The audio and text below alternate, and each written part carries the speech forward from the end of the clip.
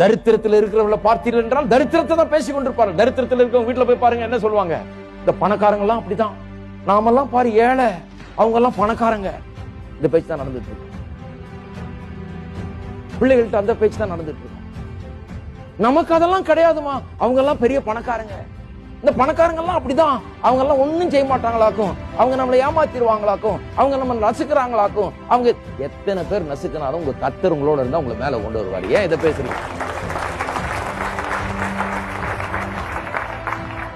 இன்றைக்கு தரித்திரத்தில் இருந்தா தரித்திர பேச்ச முதல் அகற்றுங்கள், தரித்திர புத்தியை அகற்றுங்கள், தரித்திர பேச்சை அகற்றுங்கள்.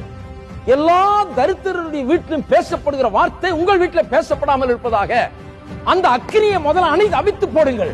அதுல தண்ணியை ஊத்துங்க முதல்ல. அந்த தரித்திர பேச்ச, பணக்காரனை பற்றி பேசுறது, இவனை சபிச்சு கொட்டுறது, அவனை சபிச்சு கொட்டுறது, நாம ஏழை, நமக்கு ஒண்ணு இல்ல, நமக்கு என்ன இருக்குது, நம்ம எல்லாம் காலேஜ் போக முடியுமா, நம்ம எல்லாம் இது பண்ண முடியுமா, நம்ம எல்லாம், இந்த பேச்சை முதல்ல நிறுத்துங்கள்.